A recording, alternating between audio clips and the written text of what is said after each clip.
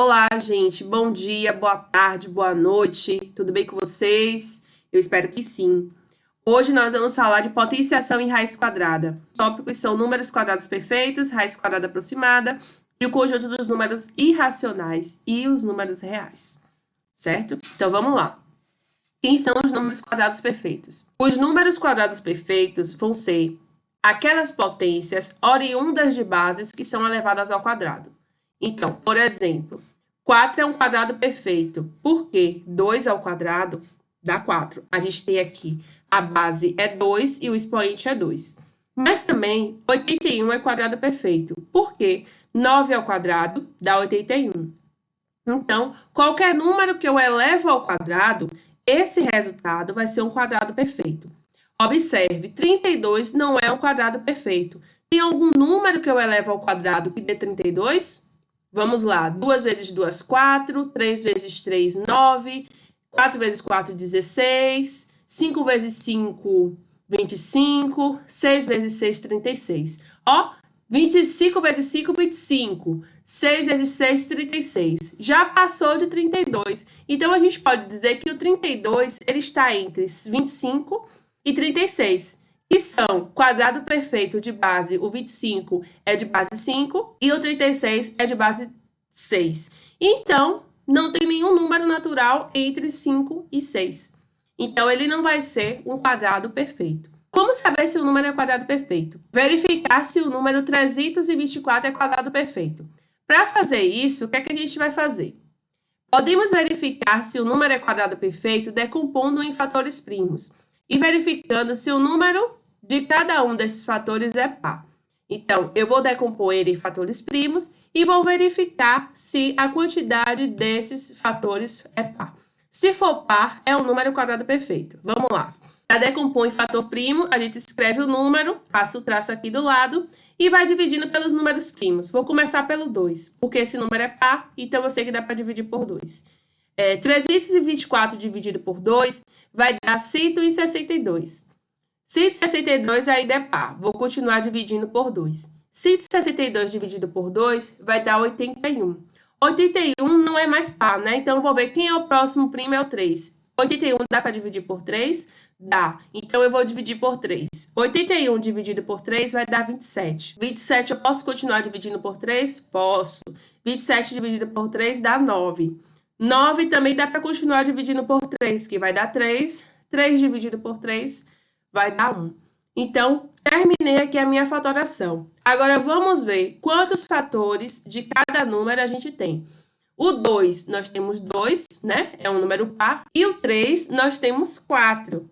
Sendo assim, eu posso dizer que 324 é igual a 2 ao quadrado vezes 3 elevado à quarta. Lembra que depois, no final, a gente multiplica todo mundo aqui? Então, eu só escrevi em forma de potência. A gente tem base 2 e base 3. Quantos 2 a gente tem aqui? 2. Então, por isso que ficou 2 ao quadrado. Vezes o 3. Quantos 3 tem aqui? 4. Então, é elevado à quarta. Então, quando eu decomponho o número 324, a gente tem a base 3 e a base 2. O expoente da base 2 é 2 e o expoente da base 3 é 4. Os expoentes são pares. Sempre que a gente decompor o número e o expoente for par, significa que esse número é um quadrado perfeito. Então, nós que os expoentes dos fatores são pares, então 324 é um quadrado perfeito. Repetindo, eu preciso decompor o número e olhar quem vai ser o expoente de cada fator primo dessa composição. Se o expoente for par de todos os fatores primos, ele vai ser um quadrado perfeito. Veja como podemos encontrar um número que gerou o quadrado perfeito de 324. Então, 324 é igual a 2 ao quadrado vezes 3 elevado à quarta, certo? Então, eu repeti o 2 ao quadrado vezes o 3 elevado à quarta, eu escrevi ele aqui dessa forma. 3 ao quadrado elevado ao quadrado, certo? Eu fiz a potência de potência, sendo que é ao contrário. E aí, depois, o que foi que eu fiz? Eu coloquei o expoente elevado ao quadrado em evidência. Então, eu tirei ele do 2 E também tirei ele daqui de fora do parênteses. Multiplicando 3 vezes 3 ao quadrado é 9, dá 18. Então, 18 ao quadrado é o número que vai originar o 324.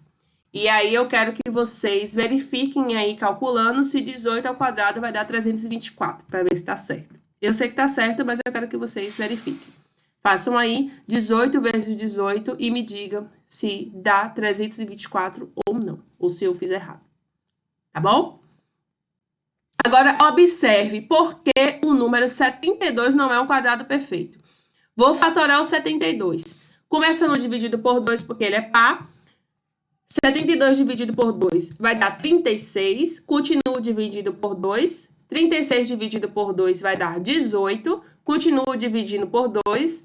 18 dividido por 2 dá 9. Agora, não dá mais para dividir por 2, eu vou dividir por 3. 9 dividido por 3 dá 3. 3 dividido por 3 dá 1. Terminei a minha fatoração. Observe o que aconteceu.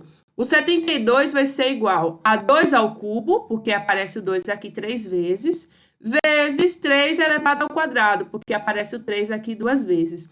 O expoente aqui, ó, é ímpar, certo? O expoente do 2 é ímpar. Então, aí eu já cancelo que o 72 seja um quadrado perfeito, ok? Porque ele possui um fator da decomposição que tem expoente ímpar. Então, basta fazer a decomposição do número e verificar quem são os expoentes. Se todos os expoentes forem par, o número é um quadrado perfeito. Vamos ver porque existe essa relação entre o expoente 2, no caso das potências, e o quadrado, né? Então, para isso, a gente vai ver que podemos representar geometricamente um número quadrado perfeito. Aqui eu tenho um quadrado que todos os lados dele valem 1 centímetro, 1 unidade de comprimento. Se todos os lados dele valem 1 unidade de comprimento, então a área dele vai valer 1 unidade de área, certo? 1 unidade de área. Agora, vamos aqui para esse outro quadrado. Nesse outro quadrado aqui, o que é que eu tenho? Eu tenho 1, 2, 3, 4. Eu tenho 4 quadradinhos, certo? Que valem 1 unidade de área. Então, a área desse quadrado aqui vai ser 4. Se eu tenho 4 quadradinhos que valem 1 unidade, 1 mais 1, 2, com mais 2, 3, com mais 1, 3, com mais 1, 4. Então, eu tenho 4 quadradinhos, então a área desse quadrado aqui vai ser 4. Agora, repare, quando eu olho qual é o tamanho do lado, então, vamos ver aqui, ó, daqui até aqui vale 1, porque é o lado do quadradinho menor, e eu tenho o outro lado do quadradinho menor aqui, né? Outro pedaço do quadradinho menor. Então, aqui vai valer 2. Dá para ver? Daqui até aqui vale 1 e daqui até aqui vale 2. Como o quadrado tem todos os lados iguais, então todos os lados aqui valem 2. E repare, 2 ao quadrado, 2 elevado a 2, né? Que é a mesma coisa que 2 ao quadrado vale quanto? 4. Então, por que 2 ao quadrado vale 4? Porque a área do quadrado que possui lado 2 é igual a 4. E dá pra gente ver aqui, realmente, ó, o lado vale 2, certo? E a área dele vale 4, porque tem 4 quadradinhos pequenos. Agora, vamos aqui para o terceiro. Aqui dentro eu vou contar, ó. 1, 2, 3, 4, 5, 6, 7, 8, 9. Eu tenho 9 quadradinhos pequenos. Então, qual vai ser a área desse quadrado? Vai ser 9 unidades de área. Se eu olhar, qual o tamanho do lado? 1, 2, 3. Como é um quadrado, o lado vale 3. E por que a gente diz 3 ao quadrado? Porque é o resultado da área do quadrado de lado 3. 3 elevado a 2 dá 9. E a mesma coisa para o de lado 4. Se eu olhar aqui, ó, o tamanho desse lado é 1, 2, 3, 4. Então, aqui vale, ó, 4 unidades de comprimento. Aqui também, todos os lados. E se eu contar, aqui tem que ter 16 quadradinhos. Se você não está acreditando, conta aí, né? Dá um pause e conta aí se tem 16 para confirmar. Então, por isso que sempre que a gente fala o número elevado ao quadrado, a gente sabe que o expoente é 2. Porque ele está fazendo referência à área do quadrado que possui aquele tamanho de lado. Agora, uma curiosidade também. O que é que a gente tem? As potências, assim, né, na ordem, os quadrados perfeitos, têm uma relação com as somas dos números ímpares. Repare, Aqui eu tenho o primeiro número ímpar, é 1, né? Então, eu tenho aqui somente o 1, que é 1 ao quadrado. Se eu pegar o 4 é a soma de 1, aqui eu tenho um quadradinho que vale 1, mais 3. Se olha aqui, ó, tem 3 quadradinhos, certo? Então, 2 ao quadrado é igual a 1 mais 3 também. Isso aqui é só uma curiosidade. O 3 ao quadrado é 1 mais 3 mais 5, que é o próximo ímpar, né? O 4 ao quadrado é 1 mais 3 mais 5 mais 7. E assim sucessivamente. Isso é só uma curiosidade, tá bom? Para vocês, porque eu acho legal. E quem quiser depois, né, ficar brincando mais com os números, pode explorar isso aí, ver quais são as outras relações que existem entre os quadrados perfeitos e os números ímpares. Ah, outra coisa também, né? A depender da quantidade de quadradinhos que a gente tiver, a gente não vai conseguir formar um quadrado. Então, os quadrados são quadrados perfeitos, porque com essa quantidade de quadrados, de quadradinhos menores, eu consigo formar um outro quadrado maior. Agora, veja aqui, com 8 quadradinhos iguais, não é possível formar um quadrado maior, pois 8 não é quadrado perfeito. Então, eu tentei arrumar aqui o 8, né? 1, 2, 3, 4, 5, 6, 7, 8. Não, aqui faltou um, mas eu tentei arrumar aqui, né, 8 quadradinhos, de forma que eu conseguisse formar um quadrado maior. E isso não é possível. Justamente por quê? Porque 8 não é um quadrado perfeito. Então, sempre que eu tiver um número que for um quadrado perfeito, eu vou conseguir fazer um quadrado grande, certo? Formado por vários quadradinhos menores, como eu mostrei lá na outra figura. Agora vamos ver a raiz quadrada de números racionais não negativos. Vamos começar aqui por esse exemplo. 2 quintos elevado ao quadrado dá 4 sobre 25, certo? Então, 4 sobre 25 é o quadrado de 2 quintos, óbvio. Então, 2 quintos é a raiz quadrada de 4 sobre 25, isto é, a raiz de 4 sobre 25 é igual a 2 quintos. A raiz quadrada é o número que multiplicado por ele mesmo vai dar quem está aqui, né, dentro do radical. Se eu pegar aqui, ó, a raiz de 1,44 é o quê? 1,2. Por quê? 1,2 ao quadrado vai dar 1,44. Se eu pegar a raiz quadrada de 169, vai ser 13. Por quê? 13 ao quadrado dá 169. Então, a raiz quadrada sempre a gente vai fazer o pensamento inverso da potência. Em vez de multiplicar, a gente vai ter que multiplicar o número por ele mesmo, a gente vai ter que descobrir qual o número que multiplicado por ele mesmo dá aquele resultado que está lá no radical. Por que eu falei a raiz de números racionais não negativos? Porque não existe, aqui ó, no nosso universo, não existe a raiz de número negativo. Então, isso aqui a gente não sabe calcular ainda. Daqui a alguns anos, vocês vão aprender que existe um conjunto numérico que isso aqui faz parte, mas na nossa realidade não existe. Certo? Então, sempre que aparecer a raiz de um número negativo aqui dentro, vocês vão dizer que a gente não pode resolver num conjunto dos números racionais. Vamos ver aqui alguns exemplos que envolvem a raiz quadrada. Uma região quadrada com área igual a 144 metros quadrados tem o lado medindo 12 metros. Por que que isso acontece? Se 12 ao quadrado é igual a 144, então 12 é igual à raiz de 144. Se eu sei a área de uma região quadrada e quero descobrir qual é a medida do lado, basta eu calcular a raiz quadrada. Por quê?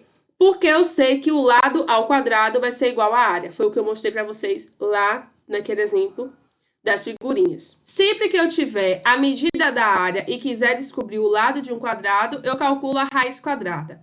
Agora, se eu tiver o lado e quiser saber a área, é só eu elevar ele ao quadrado. Vamos ver essa outra situação. A área de um jardim que tem a forma de um quadrado é 256 metros quadrados. Qual a medida dos seus lados? Então, como eu falei anteriormente, eu tenho o tamanho da área e quero saber o tamanho do lado. Para eu descobrir o tamanho do lado, é só eu fazer a raiz desse número. Então, para determinar a medida do lado desse jardim, temos que encontrar a raiz de 256, pois o lado ao quadrado é igual a 256. Como o número L gera o quadrado perfeito 256, ele pode ser encontrado ao decompor 256 em fatores primos. E aí eu já fiz a decomposição em fatores primos e eu encontrei que 256 é igual a 2 elevado à oitava. E aí eu arrumei aqui, certo? Para ficar com um número elevado ao quadrado. Então, eu tirei aqui o expoente 2 e fiz a potência de potência para deixar nesse formato de que eu tenha um número dentro do parênteses e o elevado ao quadrado fora. 2 elevado à quarta dá 16, então 16 vai ser igual ao lado do quadrado. Portanto, o lado do jardim mede 16 metros. Vamos fazer aqui, né, uma expressão numérica envolvendo raiz. Então, eu tenho aqui essa expressão gigante. E como é que a gente vai resolver? A gente vai sempre começar resolvendo a menor raiz. Então, a menor raiz aqui, ó, né, nesse caso, é a do 81. Resolvi. Raiz de 81 dá 9. Então, sumiu aqui o raiz de 81 e apareceu 9. E tinha esse sinal de menos. Agora, eu vou fazer essa conta, né? 25 menos 9. 25 menos 9 dá 16. E agora eu tenho aqui outra raiz menor, que é a raiz de 16, que eu calculei aqui e todo mundo sabe que dá 4. Mas sendo que ela está somando com 32. Somando com 32, eu vou ter aqui, né, a raiz de 36. Resolvendo a raiz de 36, que dá 6, porque 6 vezes 6 dá 36, ele está subtraindo com 15. Então, 15 menos 6 dá 9 e raiz de 9 dá 3. Então, uma coisa muito importante que a gente precisa ter na matemática é estratégia. A gente tem que pensar e ir efetuando os cálculos passo a passo. Então, essa aqui foi a melhor estratégia para resolver essa questão. Eu sei que muitas vezes quando vocês se deparam com um problema desse, vocês acham que é uma coisa impossível e difícil, mas vocês viram que foi simples. Foi só fazer as raízes e somando ou subtraindo com o que já estava presente, né, com o que sobrava na equação. Agora vamos para a raiz quadrada aproximada. Vamos calcular a raiz quadrada do número 31. O número 31 ele não tem raiz exata, né? Ele não é um quadrado perfeito. E o número 31 está compreendido entre os quadrados perfeitos 25 e 36, né? Então, ele está aqui. Ele é maior que 25 e menor que 36. Então, ele está aqui entre os dois. Então, 31 deve estar compreendido entre raiz de 25 e raiz de 36. Então, a raiz de 31 vai estar aqui, né? Entre a raiz de 25 e a raiz de 36. A gente sabe que a raiz de 25 é 5 e a raiz de 36 é 6. Então, a gente tem que a raiz de 31 está entre 5 e 6. E aí, a gente vai dizer que se a gente está fazendo a raiz aproximada para um número inteiro, certo? Então, nesse caso, a gente vai dizer que a raiz de 31 é aproximadamente esse símbolo aqui, ó, de igual, com um tio em cima, é aproximadamente 5. Por quê? Porque se eu colocar que vale 6, o 6 passou muito do 31. Então, a gente sempre faz a aproximação para menos. Então, por isso que eu considero o 5 aproximadamente o número inteiro que é mais próximo da raiz de 31. Certo? Então, para saber o valor aproximado, para saber mais ou menos entre quais números uma raiz está, a gente faz isso. A gente pega os quadrados perfeitos mais próximos e, como eu fiz aqui, né? E tem essa noção mais ou menos de entre quais números ele está. Então, ele está entre 5 e 6, certo? É 5, alguma coisa, muito provavelmente, porque o 6 já é 36, então passa. Por isso que a gente pega o menor. Agora, a seguir, vamos aprender a calcular a raiz quadrada de um número que não é quadrado perfeito com aproximação decimal. Então, esse exemplo aqui, nós vamos considerar o número 2. Qual o número racional que elevado ao quadrado resulta em 2? Então, a gente tem que, 1 não pode ser, pois 1 ao quadrado é igual a 1, e 2 também não pode ser, porque 2 ao quadrado é igual a 4. Dessa forma, raiz de 2 é um número que está entre 1 e 2, certo? Porque 1 ao quadrado dá 1 e 2 ao quadrado dá 4. Muito provavelmente ele está mais perto do 1 do que do 2, certo? Agora, eu quero saber, é 1, quanto ou é 2, quanto não vai ser, porque 2 ao quadrado é 4. certo? Então, ele está mais perto do 1. Mas ele é 1, quanto? A gente vai ver como é que faz para descobrir agora. Como não existe nenhum número inteiro cujo quadrado dê 2, dizemos que 1 é a raiz quadrada aproximada do 2, certo? Porque a gente viu que a gente aproxima para o número menor. Agora, a gente vai procurar um número com uma casa decimal cujo quadrado seja mais próximo de 2. E isso a gente vai fazer na mão grande mesmo, certo? Vou colocar 1,1 ao quadrado, 1,2 ao quadrado, 1,3 ao quadrado, 1,4 e 1,5. Eu peguei esses aqui porque foi suficiente. Mas se não fosse, você ia ter que ir fazendo até achar um que chegasse mais perto de 2. 1,1 ao quadrado deu 1,21, que é menor do que 2. 1,2 ao quadrado deu 1,44, que também é menor que 2. 1,3 ao quadrado deu 1,69. Ó, tá chegando mais próximo do 2. 1,4 ao quadrado deu 1,96, que também tá bem pertinho do 2. E 1,5 ao quadrado deu 2,25. Opa, passou do 2. Então, vou parar por aqui, que não me interessa mais o resto, porque eu vou me afastar cada vez mais do 2. Então, eu tenho que ir fazendo esse cálculo para achar o decimal que seja mais próximo do número que eu estou procurando a raiz. Então, como também não existe número com uma casa decimal cujo quadrado seja igual a 1,2, a gente já viu aqui, ó, não tem nenhum número com uma casa decimal, certo? Eu botei um número depois da vírgula, cujo quadrado seja igual a 2. Então, a gente pode concluir que raiz de 2 é o número compreendido entre 1,4 e 1,5. Porque 1,4 aqui chegou bem pertinho e quando eu fui para o 1,5, passou. Certo? Agora, a gente vai continuar. Neste caso, se eu quiser a raiz aproximada somente com uma casa decimal, a gente vai dizer que raiz de 2 é aproximadamente 1,4. Agora, vamos tentar fazer uma aproximação melhor. Vamos tentar fazer a aproximação com duas casas decimal. Então, eu estou aqui no 1,4, certo? Aí, agora eu vou acrescentar 1,41, 1,42 para ver qual é a aproximação que sai mais exata. Vamos tentar a aproximação maior, com duas casas decimais para a raiz de 2. Então, eu peguei aqui 1,41 e elevei ao quadrado. E deu isso aqui, ó, bem mais próximo do 2. E quando eu pego 1,42, passa.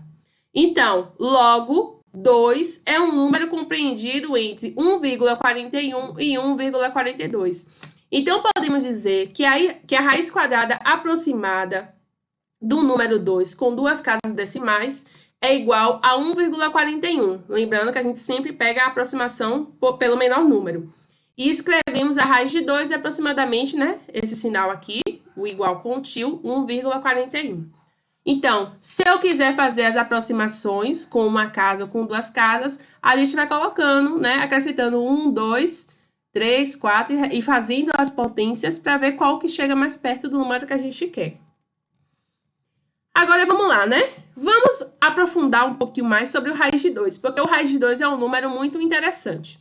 Para isso, a gente vai voltar para aquele quadradinho lá que tinha lados igual a 1, certo? Então, vou contar a historinha, né? Tinha muitos estudiosos aí, né? Uns caras que faziam muitos cálculos e existia, né? Uma curiosidade de, dado um quadrado que tem todos os lados 1, eu saber quanto equivale esse segmento aqui que a gente chama de diagonal, certo? Quanto vale essa diagonal do quadrado. E aí, o que é que acontece? Para calcular essa diagonal, a gente precisa saber uma informação muito importante que os estudiosos descobriram. Quando eu pego o quadrado aqui e divido pela diagonal, eu vou ter dois triângulos, certo? E esse triângulo é chamado de triângulo retângulo porque aqui a gente tem um ângulo de 90 graus, certo? E existe uma propriedade muito importante no triângulo que é retângulo. Para começar, os seus lados têm nomes especiais. O maior lado a gente chama de hipotenusa e os lados que formam o ângulo de 90 graus a gente chama de cateto, certo? Então, aqui, onde tem os números 1, a gente chama de catetos, porque o ângulo de 90 graus está aqui, o ângulo reto. E esse maior lado aqui, que é o pretinho, a gente vai chamar de hipotenusa. E existe uma relação entre esses lados, a hipotenusa e os catetos, que é a seguinte.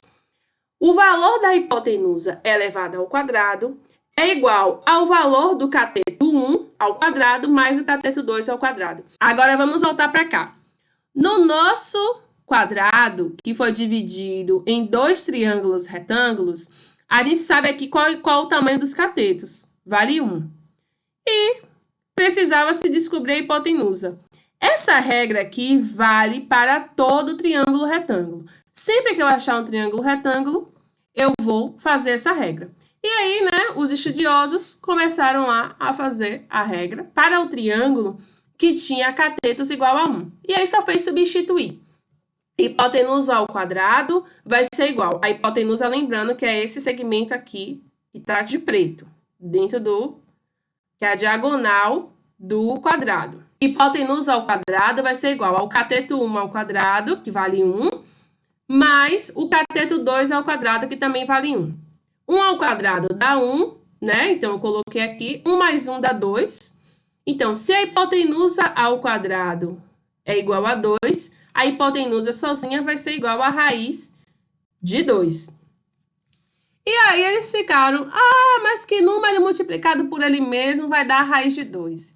Eles foram fazendo a aproximação, né? Tentando achar a raiz quadrada por aproximação, por casa decimal, mas sendo que, olha só o que eles encontraram. Eles iam fazendo a aproximação, mas nunca chegava nem a um padrão de dízima periódica e nem a finalizar a aproximação achando o número que batesse certinho com 2 da raiz. Então, o que foi que aconteceu?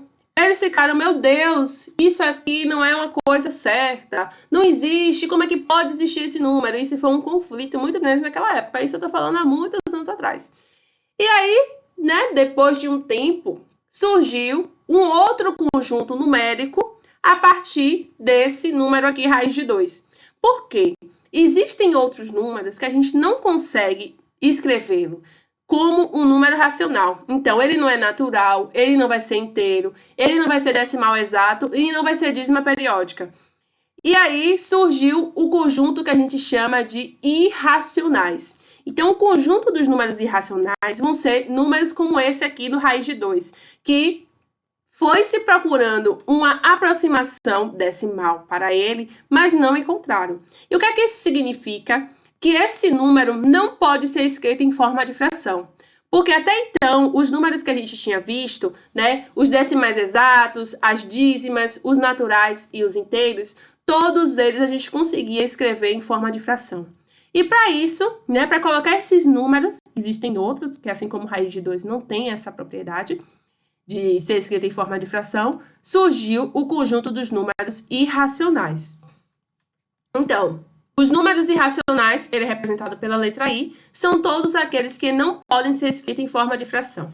E aí nós temos constantes irracionais e os números transcendentais. E aí, só apresentando para vocês conhecerem, né? A gente tem o número π, que ele também é um número irracional.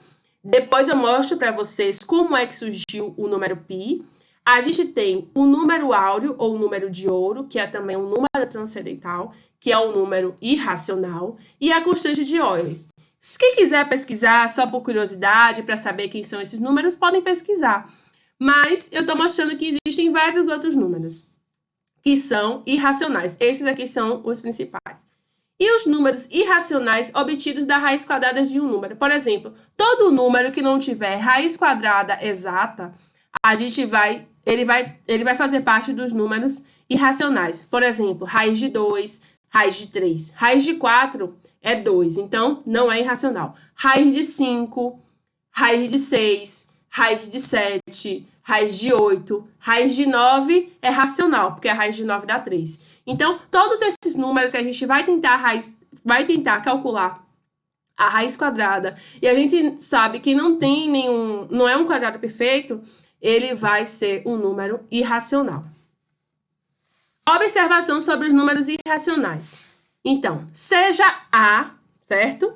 Vamos agora misturar um pouquinho com a expressão algébrica que vocês vão ver depois. Seja A um número irracional e R um racional não nulo. Então, A mais R vai ser expresso dessa forma. Eu não posso somar um número irracional com um número irracional. Se eu fiz qualquer cálculo e que eu apresento um número A irracional e um número R que é racional, eu paro aí. A vezes R, a mesma coisa. Eu deixo o número junto com a multiplicação. A divisão, a mesma coisa. E a divisão ao contrário também. E todos esses números, nesse formato, eles pertencem ao conjunto dos números irracionais. Vamos ver aqui alguns exemplos do que eu disse. Então, eu tenho que o A é um número irracional, que aqui é o raiz de 2 mais 1. Eu não posso fazer mais conta nenhuma aqui. Se eu estou resolvendo qualquer coisa, eu paro por aqui. Eu não tenho como somar esses dois números. A mesma coisa acontece aqui embaixo. O 3 está multiplicando o raiz de 2. Então, eu paro por aqui e a conta acabou. Eu não vai ser raiz de 6. Isso não existe. Isso aqui é um número irracional. Isso aqui também é um número irracional. Aqui embaixo eu tenho raiz de 3 sobre 2. Isso aqui também é um número irracional. Eu não tenho como resolver. E o contrário, 3 raiz de 5 também. É um número irracional. Eu não tenho como resolver.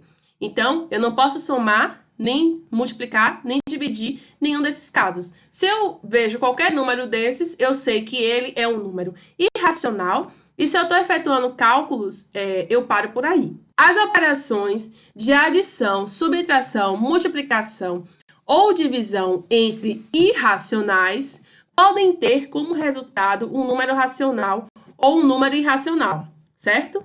Vejamos. Raiz de 2 mais raiz de 2 é um exemplo. Esse caso aqui também eu não tenho como fazer conta, porque eles não são semelhantes, certo? Não tem como eu juntar raiz de 2 como raiz de 2.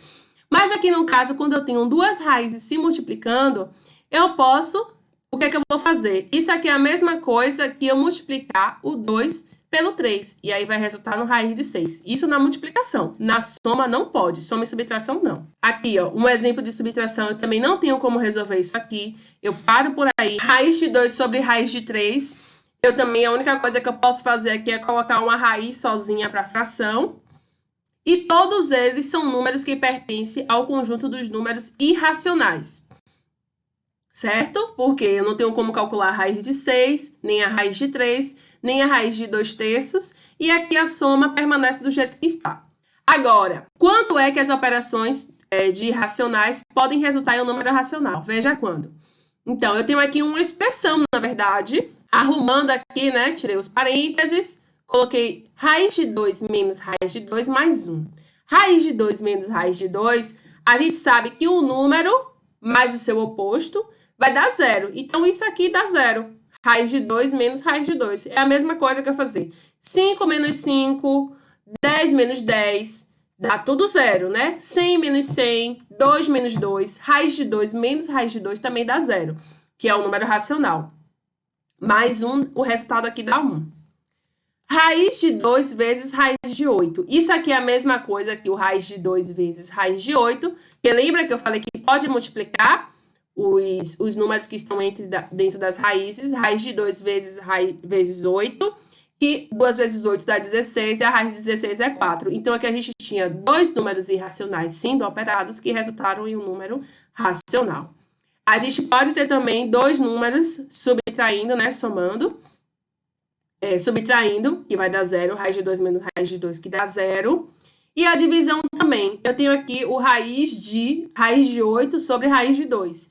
Eu posso colocar a raiz para todo o número, raiz de 8 sobre 2. 8 sobre 2 é 4 e raiz de 4 dá 2. E são todos os resultados, né? São todos números racionais. Então, se o resultado é racional, a operação também é racional. E assim nós concluímos, né, os conjuntos numéricos e as suas propriedades. Então, agora a gente já sabe que temos o conjunto dos números naturais, que tem o 0 mais todos os números positivos, mas não foi suficiente para o mundo que existisse somente números positivos e o 0. Então, surgiu o conjunto dos números inteiros, que a gente tem os números negativos também integrando aí.